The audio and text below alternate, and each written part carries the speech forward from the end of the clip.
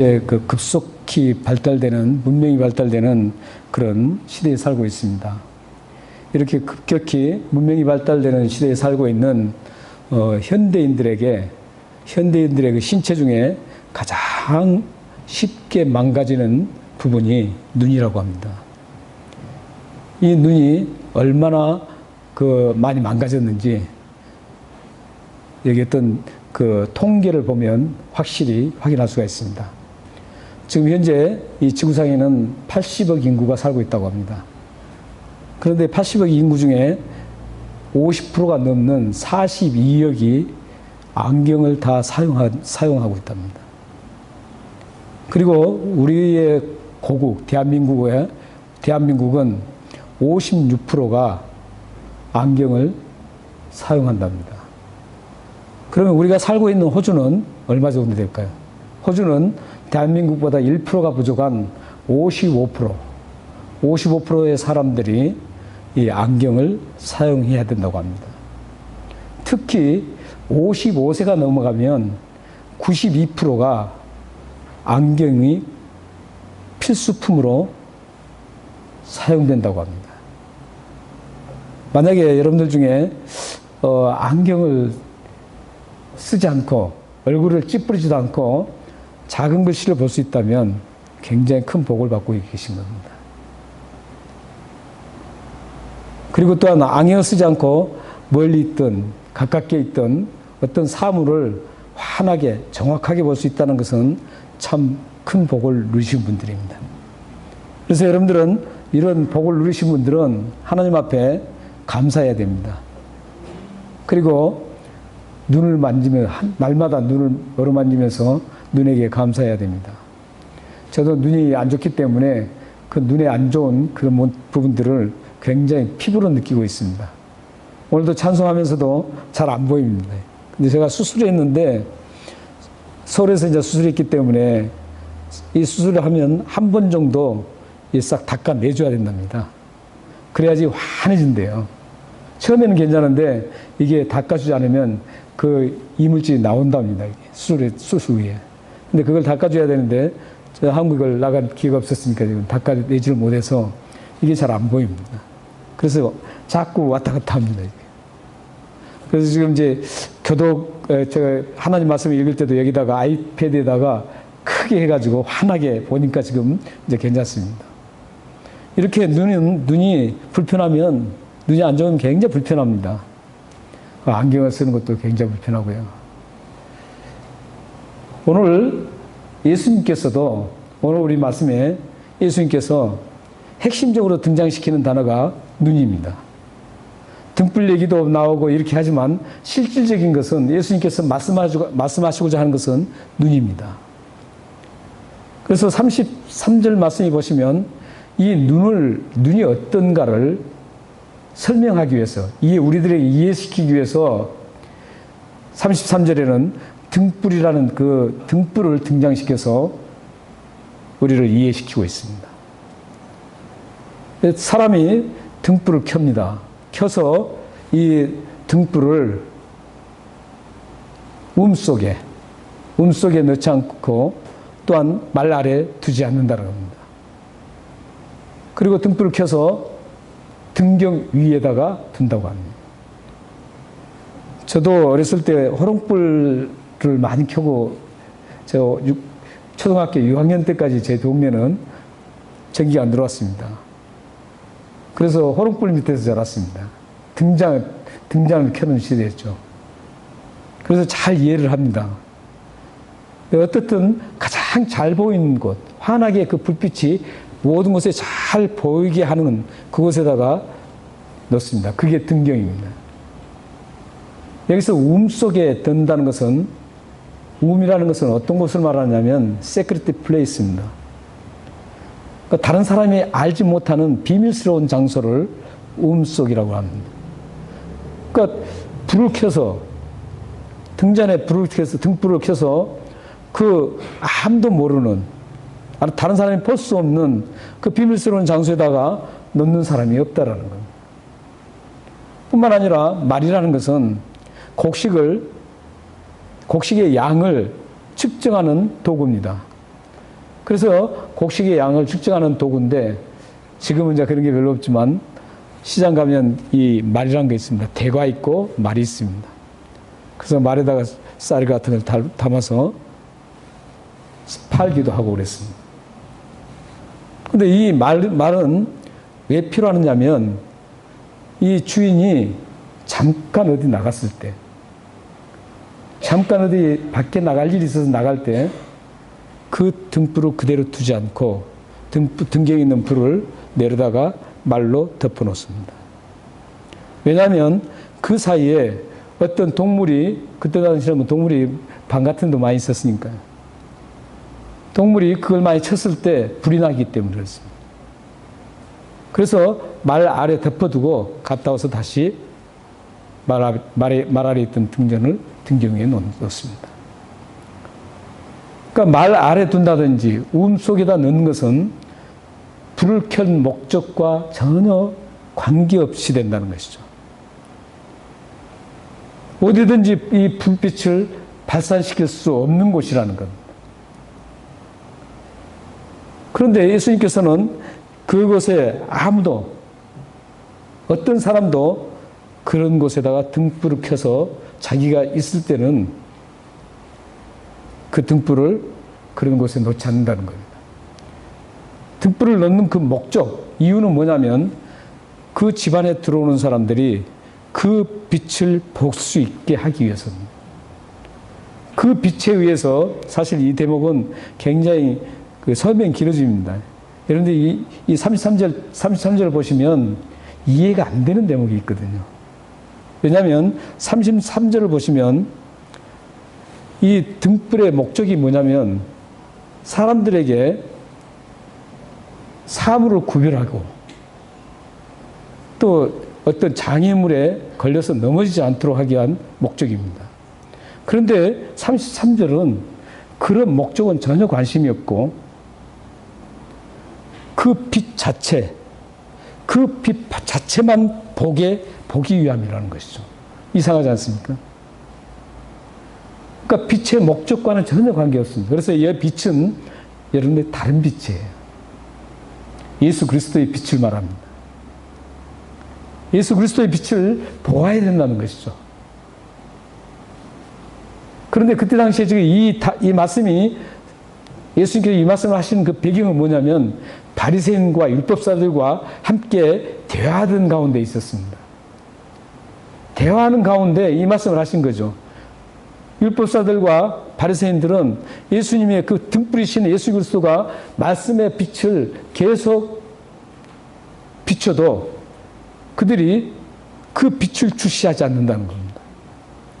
그 빛을 주시하지 않고 자꾸 다른 빛만 찾는다는 것이죠. 이 얘기가 지금 33절입니다. 그래서 예수님은 이제 그 말씀을 하신 다음에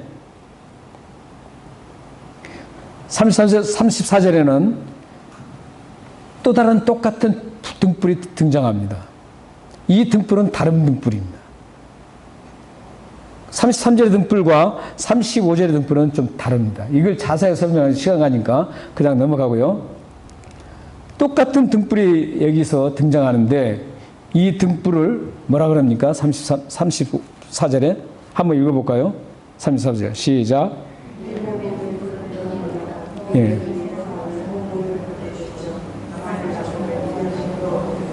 예, 이 등불이 뭡니까? 이 몸의 등불은 눈이라 그러죠. 그러니까 이것은 어떤 말씀이냐면 눈과 등불을 이퀄시키는 겁니다. 같다는 겁니다. 비유로 지금 말씀하고 있는 겁니다. 예수님. 비유로 말씀하시는데 이 등불이 곧 눈이고 눈이 곧 등불이다. 이런 말씀입니다. 그래서 이 눈이 온전한 상태면 몸이 밝게 될 거라는 것이죠. 그런데 만약에 눈이 나쁘게 되면, 고장났으면 몸이 어둠에 지배를 받게 된다는 겁니다.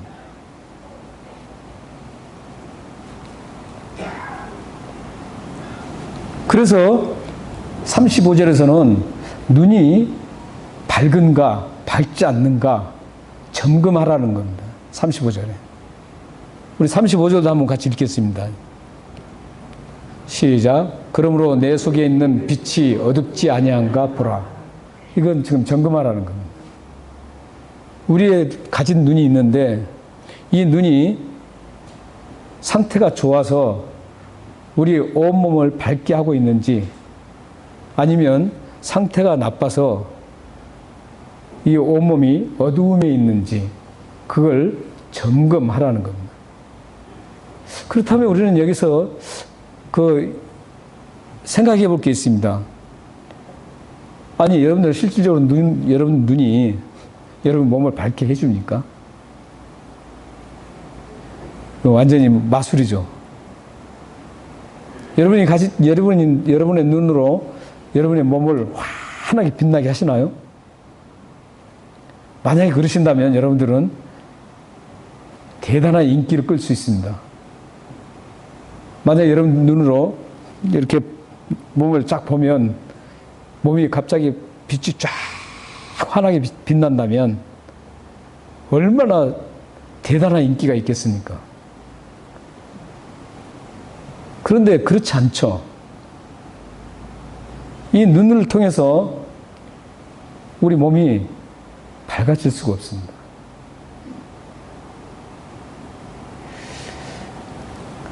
여러분들은 이 눈이 밝아지는 것은 여기서 말하는 눈은 우리의 육체적인 눈을 말하지 않습니다. 여기서 말하는 눈은 지금 영적인 눈을 말하고 있습니다. 영적인 눈이 밝으면 여러분의 이 몸뿐만 아니라 여기서 사실 몸이라고 했지만 전 인격체를 얘기합니다. 여러분의 영적인 눈이 밝으면 여러분의 모든 육체뿐만 아니라 전체적인 모든 인격적인 여러분의 영혼까지 환해진다라는 겁니다. 그래서 여러분들이 영적인 눈이 고장이 났는지, 문제가 있는지, 이상이 없는지 있는지를 반드시 체킹해야 된다는 겁니다. 사람들은 체킹하는 것들이 나의 눈이 나쁘면 체킹을 하죠. 육체적인 눈만 체킹합니다. 육체적인 눈이 나쁘면 어떻게 하면 더 나빠지지 않을까. 그래서 안과도 가고 또 약도 먹기도 하고 그렇습니다. 그런데 영적인 눈이 망가진지도 모르는 사람들이 많습니다. 지금 영적인 눈이 꽉 닫혀 있는데도 불구하고 문제가 심각한데도 불구하고 내 영적인 눈이 지금 얼마만큼 어떤 상태인지 그냥 무심코 생각지 않고 살아가는 크리스천들이 많습니다. 지금 오늘 본문 예수님께서는 지금 우리 육체의 눈을 지금 떠서 뭘 보라는 게 아닙니다. 지금. 영적인 우리의 영안의 눈을 점검하고 그 영안의 눈이 어떠한 상태에 있는지를 보라고 하는 겁니다. 만약에 그 영안의 눈이 문제가 있으면 36절에 있는 말씀처럼 문제가 있으면 몸이 어떻습니까? 어두워집니다. 그러나 문제가 없으면 밝아집니다. 온몸이 밝아 조금도 어둠이 없으면 이것은 영적 눈이 밝아서 이런 뜻입니다. 영적 눈이 밝아서 조금도 어두운 데가 없으면 등불의 빛이 너를 비출 때와 같이 온전하게 된다는 것이죠.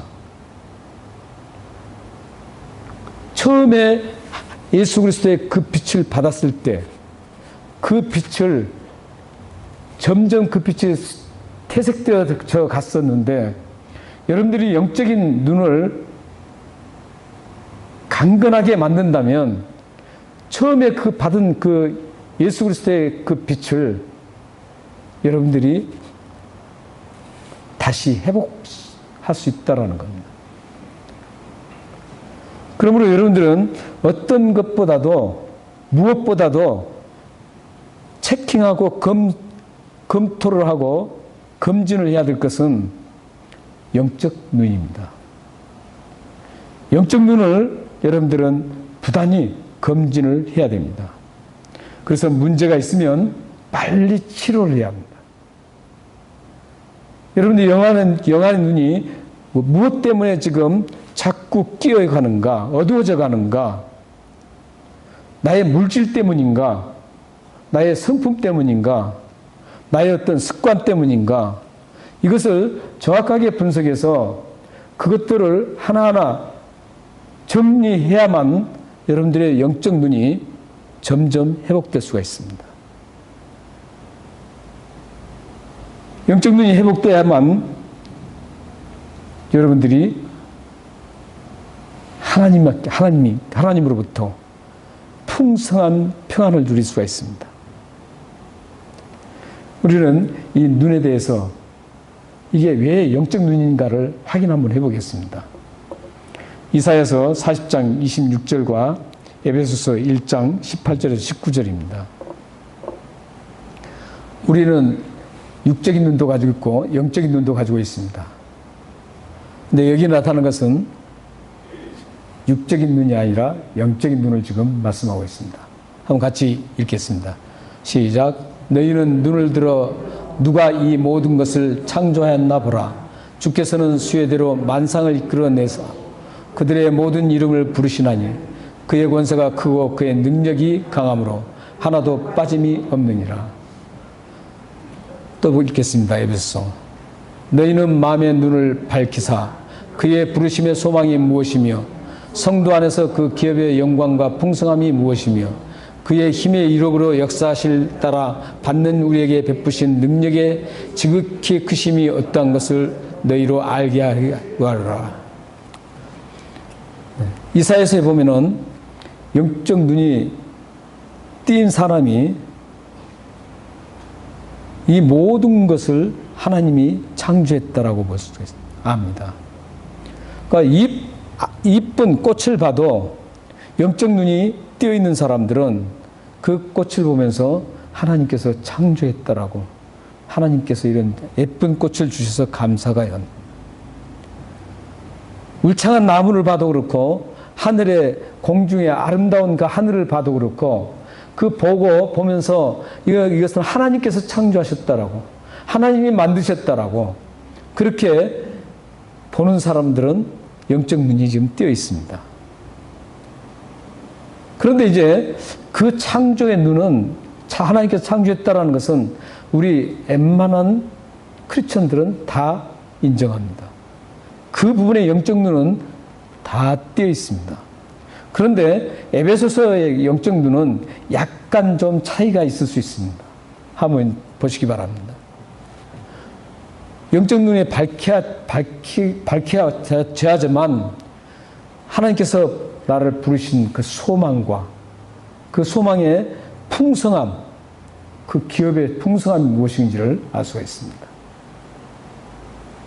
여기서 이제 영적인 눈이 정말 말갛게 띄어 있는지 아니면 흐릿하게 지금 있는지를 구분될 수가 있습니다. 여러분들은 지금 하나님으로부터 부름을 받았습니다. 그 부름의 목적은 뭐냐면 궁극적인 목적은 하늘나라에 입성하는 겁니다. 우리의 소망 중에 가장 큰 소망이 뭔지 아세요? 죽어서 하늘나라에 가는 겁니다. 그런데 그 소망보다도 여러분들이 다른 소망이 더 크다면 이 부분에 대해서는 굉장히 영적인 눈이 지금 어두워져 있다는 겁니다. 그러므로 여러분들의 소망을 이제 그런 소망에 두지 말고 하늘의 소망으로 자꾸 그것을 바꿔 나가야 됩니다. 천국의 그 대단한 천국을 소망하는 우리의 믿음의 선진들을 만나고 나를 위해서 십자가에 죽으신 예수 그리스도를 만나고 영광스러운 하나님의 빛이 있는 곳, 눈물도 없고 근심도 없고 걱정도 없고 아픔도 없는 그 영원한 천국, 그 천국을 볼 수 있어야 된다는 것이죠. 소망해야 된다는 것이죠. 뿐만 아니라 그 소망의 기업이 얼마나 풍성한지 알 수가 없습니다. 그 풍성한 부분들이 요한계시록에 쭉 나와 있습니다. 얼마나 풍성한지, 천국이 얼마나 풍성한지, 이 땅에서는 누릴 수 없는 그런 풍성함, 그런 풍성함들이 가득 성경에 채워져 있습니다. 예수 그리스도께서 말씀하시는 하나님 나라에도 그 천국이 풍성함을 말씀하고 있습니다. 뿐만 아니라 하나님의 그 능력, 그 권세, 이걸 얼마만큼 인정하느냐가 영적 눈의 차이점입니다. 어떤 분은 하나님께서는 내가 예를 들어서 아팠어요. 아팠는데 약이 메디슨이 더 하나님보다 더 능력적으로 느껴질 거예요. 그래서 그것에 의지하는 거죠. 물론 제가 약을 드시지 말라는 게 아닙니다. 그러나 그 능력과 권세, 그 약을 이용하시는 하나님의 그 위대하심, 이것들을 저는 말씀드린 겁니다. 약만 그 자체에, 약의 효과만 부여잡지 말라는 것입니다. 이것은 하나의 예입니다. 모든 것에 다 동일합니다. 문제가 생겼어요. 어떤 문제가 발생했습니다. 그래서 굉장히 힘듭니다. 힘들 때 의지하는 것이 누구냐는 것이죠. 의지하는 게 무엇이냐는 것이죠. 영적 눈이 정말 활짝 띈 사람은 오직 하나님만 바라보고 하나님을 의지하고 하나님의 위대하신 하나님의 그 무한하신 능력을, 권세를 확실하게 믿고 붙잡고 그를 갑니다. 하지만 영적 눈이 흐릿할 경우에는 그 문제를 돈이 해결해 준다고 생각합니다. 그래서 어떻게든 돈으로 그것을 해결하려고 합니다.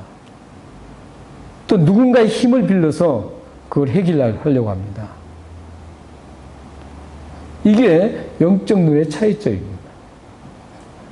이사야 말씀은 크리스천의 대부분이 다 영적 눈으로 띄어있는 창조, 하나님이 만드셨다는 것을 인정하는 그겁니다. 그것은 흐릿해도 그걸 인정할 수가 있습니다.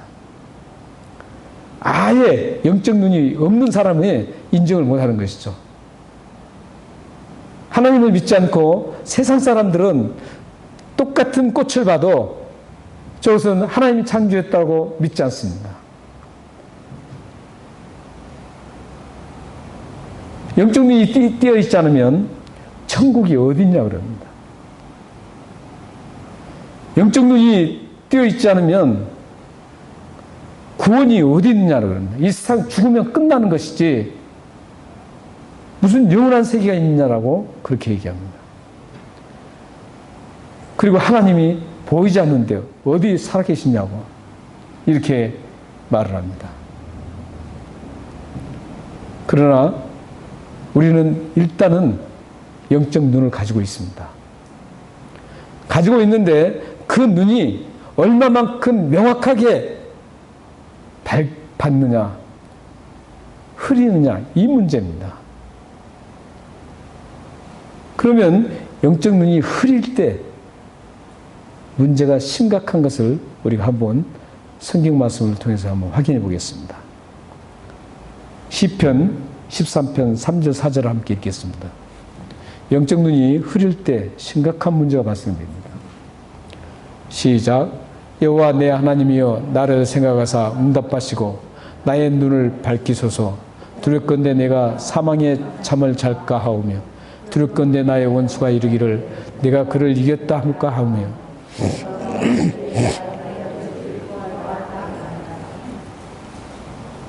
저기 지금 두 가지의 문제입니다. 영적 눈이 흐렸을 때 심각한 겁니다. 저게 지금 여호와 나의 하나님이여 나를 생각하시고 응답하시고 나의 눈을 밝히소서. 이것은 일단은 영적 눈을 가진 분입니다. 가졌는데 지금 영적 눈이 흐려진 상태에 있다는 겁니다. 흐려진 상태에서 이제 밝게 뜨기를 원하는 겁니다. 지금. 만약에 그렇지 않았을 때 이런 일이 일어날 것이라는 것이죠. 그 심각한 게 첫 번째가 뭡니까? 내가 사망의 잠을 잘까 두렵다라는 겁니다. 만약에 여러분들이 지금 영적 눈을 관심 없이 고장나 있는데도 불구하고 수리할 생각도 않고 이걸 닦아낼 생각도 않는다면 여러분들은 지금 영적 잠에 점점 깊이 빠져들 가능성이 많습니다. 그리고 두 번째 문제가 뭡니까? 원수들이 나를 보고 이겼다라고, 그리고 그 이김의 승리의 기쁨을 누리는 것이랍니다. 이건 어떤 말씀일까요? 하나님을 믿는 저 사람이 나보다 훨씬 못하구나. 저 사람은 하나님 믿는 사람인데 나보다 더 못한 사람이라고. 도덕적으로도 못하고 어떤 모든 면에서 보면 나보다 못하다는 겁니다. 영적 눈이 흐려진 상태가 되면 저렇게 된다는 것이죠. 이게 굉장히 심각한 거 아닙니까? 결국은 하나님의 이름을 추락시킨다는 것이죠. 우리의 삶에서 내가 추락되는 것은 괜찮습니다. 내가 아픈 것은 괜찮습니다. 내가 욕먹는 건 괜찮습니다. 그러나 나를 통해서 하나님이 추락되고 나를 통해서 하나님이 욕먹는다는 것은 이건 크리스찬으로서 대단히 심각한 상태입니다. 이런 심각함이 어떻게 온다고요? 영적 눈이 흐려졌을 때 온다는 겁니다. 사랑하는 여러분, 우리들이 점검하고 체킹해야 될 것은 참 많이 있지만 가장 우선적으로 체킹해야 될 게 나의 영적 눈이 흐려지는지, 얼마만큼 고장났는지 여러분들이 꼭 체킹하셔야 됩니다. 그래야만 여러분을 통해서 하나님께서 욕을 먹지 않습니다. 굉장히 치명적인, 크리스천으로서 치명적인 하나님의 이름을 욕되게 하는 그런 일을 당하지 않습니다. 사랑하는 여러분들이 날마다 여러분들의 영 안에 눈이 지금 얼마만큼 흐려져 있는지, 내가 물질로 인해서 자꾸 흐려지는지, 나의 성품으로 인해서 흐려지는지, 나의 습관으로 인해서 흐려지는지, 흐려진 요소들을 점검하고 그 요소들을 하나하나 지우면서 여러분의 흐려진 영안의 눈을 맑게 닦아나가시기를 바랍니다. 그래야 해서 하나님의 이름을 영광스럽게 드러내는 여러분들이 되시기를 주님으로 축원합니다. 아멘. 마지막으로 우리 영상 하나를 보고 마치겠습니다. 이 영상은 여러분들 보실 분도 계실 수 있습니다. 저 친구가 보내준 겁니다. 보내준 건데 보면서 마음에 와닿아서 함께 나누고 싶어서 모였습니다. 오늘 본문 말씀과도 상당히 밀접한 연관성이 있습니다. 이건희 씨가 마지막 병상에서 고백한 말입니다.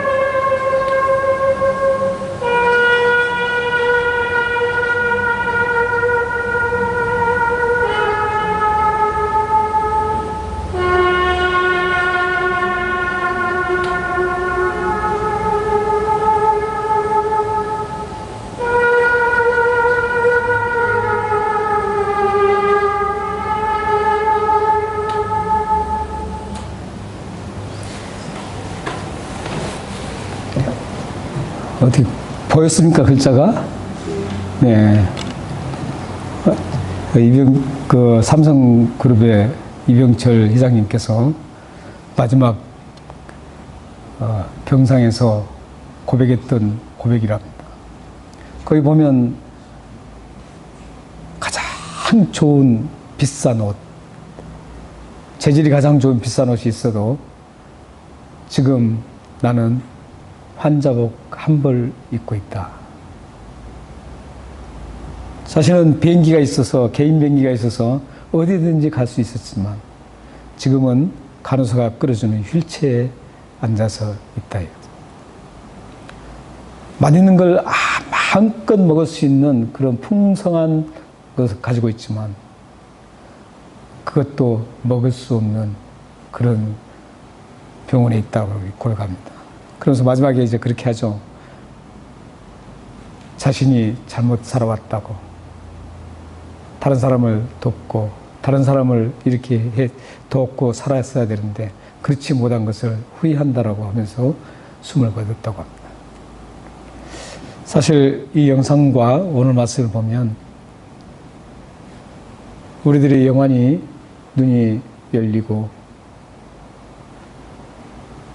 우리들의 영혼이 환하게 뛰었을 때 이 세상 것에 집착하지 않고 하나님 나라를 위해서 또 이 세상에서 내가 가치 있는 일을 할 수 있다는 것입니다. 기도하겠습니다. 하나님 아버지,